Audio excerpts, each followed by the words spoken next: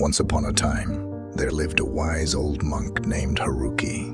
He was known throughout the land for his deep wisdom and uncanny ability to understand the thoughts and emotions of those who sought his guidance. The villagers often marveled at his seemingly magical insight, but Haruki would merely smile and say, "To understand others, one must first understand oneself." One day, a young and curious monk named Kaito approached the old monk and asked, "Master Haruki, how do you read someone's mind? How do you perceive their thoughts and feelings?"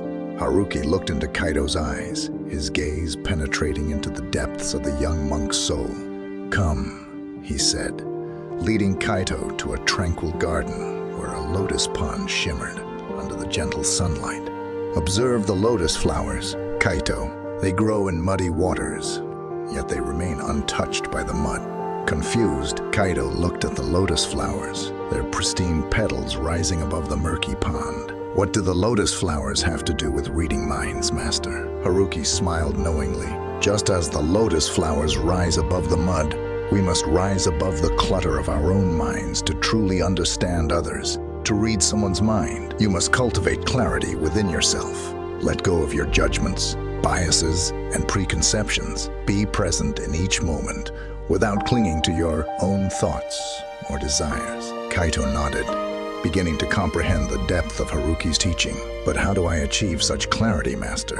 "It's a lifelong journey, Kaito," Haruki replied. "Practice meditation, self-reflection, and mindfulness. When you can quiet your own mind, you'll be able to listen deeply to others. Empathy will naturally arise from your understanding of your own struggles and triumphs." Over the years, Kaito diligently followed Haruki's guidance. He spent hours in meditation, delving into the recesses of his own consciousness. He confronted his fears, desires, and attachments. Slowly but steadily, his mind became like a calm pond, mirroring the truth without distortion. One day, a distressed traveler arrived at the monastery seeking solace. Kaito, now a seasoned monk, sat with the traveler and listened attentively.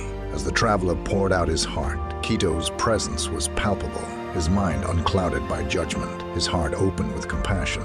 Without a word, he seemed to understand the traveler's pain as if it were his own. After a while, the traveler looked at Kaito with tears in his eyes. "How did you know? How did you understand what I couldn't even put into words?" Kaito smiled, remembering Haruki's teachings. "To read your heart, I had to first learn to read my own."